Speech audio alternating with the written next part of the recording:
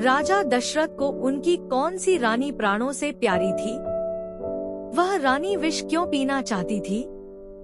उल्लासित महाराज दशरथ ने शीघ्रातिशीघ्र राजकार्यों को संपन्न किया और राम के राजतिलक का शुभ समाचार सुनाने के लिए अपनी सबसे प्रिय रानी कैकेयी के महल में पहुँचे।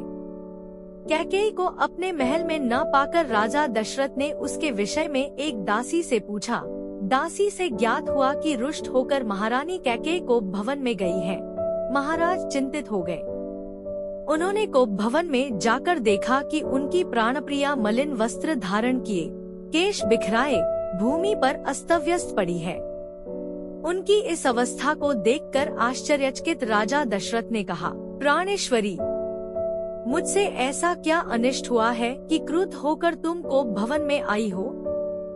यदि तुम किसी बात से दुखी हो तो मुझे बताओ, मैं तुम्हारे कष्ट का निवारण अवश्य करूँगा। महाराज के इस प्रकार मनुहार करने पर कैकेयी बोली, प्रणनाथ, मेरी एक अभिलाषा है, किंतु यदि आप उसे पूरी करने की शपथपूर्वक प्रतिज्ञा करेंगे तभी मैं आपको अपनी अभिलाषा के विषय में बताऊंगी। महाराज दशरथ ने मुस्कुराते हुए कहा, केवल इतनी सी बात के लिए तुम को भवन में चली आई हो? मुझे बताओ, तुम्हारी क्या इच्छा है, मैं तत्काल उसे पूरा करता हूँ।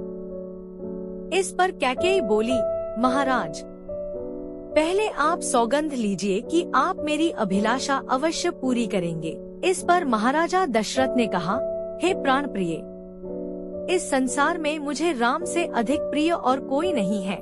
मैं राम की ही सौगंध लेकर वचन देता हूँ कि तुम्हारी जो भी मनोकामना होगी उसे मैं तत्काल पूरी करूँगा।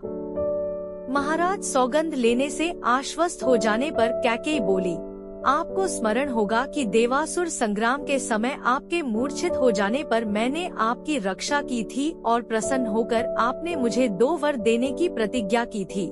उन दोनों वरों को मैं आज मांगना चाहती हूँ। पहला वर तो मुझे यह दे कि आप राम के स्थान पर मेरे पुत्र भरत का राजतिलक करें, और दूसरा वर मैं यह मांगती हूँ कि राम को 14 वर्ष के लिए वन जाने की आज्ञा दे। मेरी इच्छा है कि आज ही राम वल्कल पहनकर वनवासियों की भांति वन के लिए प्रस्थान करें। अब आप अपनी प्रतिज्ञा पूरी करें, क्योंकि आप सूर्यवंशी हैं और सूर्यवंश में अपनी प्रतिज्ञा का पालन प्राणों की बलि देकर भी किया जाता है। कैकेयी के इन वचनों को सुनकर राजा दशरथ का हृदय चूर चूर हो गया। उन्हें असह्य पीड़ा हुई और वे मूर्छित होकर गिर पड़े। कुछ काल बाद जब उनकी मूर्छा भंग हुई तो वे क्रोध और वेदना से कांपते हुए बोले, रे कुलघातिनी, न जाने मुझसे ऐसा कौन सा अपराध हुआ है जिसका तूने इतना भयंकर प्रतिशोध लिया है। पतिते, नीच, राम तो तुझ पर कौशल्या से भी अधिक श्रद्धा रखता है, फिर भी तू उसका जीवन नष्ट करने के लिए कटिबद्ध हो गई है। प्रजा को अत्यंत प्रिय राम को बिना किसी अपराध के मैं भला कैसे निर्वासित कर सकता हूँ? तू अच्छी तरह से जानती है कि मैं अपने प्राण त्याग सकता हूँ, किंतु राम का वियोग नहीं सह सकता। मैं तुझसे विनती करता हूँ कि राम के वनवास की बात के बदले तू कुछ और मांग ले।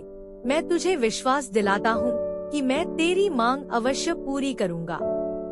महाराज दशरथ के इन दीन वचनों को सुनकर कैकेयी तनिक भी द्रवित नहीं हुई। वह बोली, राजन, ऐसा कहकर आप अपने वचन से हट रहे हैं, यह आपको शोभा नहीं देता। आप सूर्यवंशी हैं, अपनी प्रतिज्ञा पूरी कीजिए। प्रतिज्ञा से हटकर स्वयं को और सूर्यवंश को कलंकित मत कीजिए। आपके द्वारा अपना वचन नहीं निभाए जाने पर मैं तत्काल आपके सम्मुख ही विष पीकर अपने प्राण त्याग दूंगी। यदि ऐसा हुआ तो आप प्रतिज्ञा भंग करने के साथ ही साथ स्त्री हत्या के भी दोषी हो जाएंगे। अतः उचित यही है कि आप अपनी प्रतिज्ञा पूरी करें। राजा दशरथ बारंबार मूर्छित होते रहे और मूर्छा समाप्त होने पर कातर भाव से कैकेयी को मनाने का प्रयत्न करते रहे। इस प्रकार पूरी रात बीत गई। अंबर में उषा की लालिमा फैलने लगी, जिसे देखकर कैकेयी ने उग्र रूप धारण कर लिया और कहा, राजन, आप व्यर्थ ही समय व्यतीत कर रहे हैं। उचित यही है कि आप तत्काल राम को वन जाने की आज्ञा दीजिए और भरत के राजतिलक की घोषणा करवाइए। सूर्योदय हो जाने पर गुरु वशिष्ठ मंत्रियों के साथ राजप्रासाद के द्वार पर पहुँचे और महामंत्री सुमंत को महाराज के पास जाकर अपने आगमन की सूचना देने के लिए कहा। कैकेयी एवं दशरथ के संवाद से अनजान सुमंत ने महाराज के पास जाकर कहा, हे राजाधिराज, रात्रि का समापन हो गया है और गुरु वशिष्ठ का आगमन भी हो चुका है, अतएव आप शय्या त्याग कर गुरु वशिष्ठ के पास चलिए।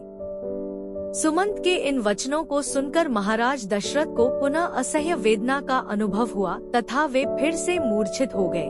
उनके इस प्रकार मूर्छित होने पर कुटिल कैकेयी बोली, हे महामंत्री, अपने प्रिय पुत्र के राज्याभिषेक के उल्लास के कारण महाराज रात भर सो नहीं सके हैं। उन्हें अभी अभी ही तंद्रा आई है। महाराज निद्रा से जागते ही राम को कुछ आवश्यक निर्देश देना चाहते हैं। तुम शीघ्र जाकर राम को यहीं बुला लाओ। कैकेयी के आदेशानुसार सुमंत रामचंद्र को उनके महल से बुला लाए। उम्मीद करते हैं आपको यह वीडियो अच्छी लगी होगी। धन्यवाद आपका। वीडियो पसंद आई हो तो लाइक और शेयर कर दीजिएगा।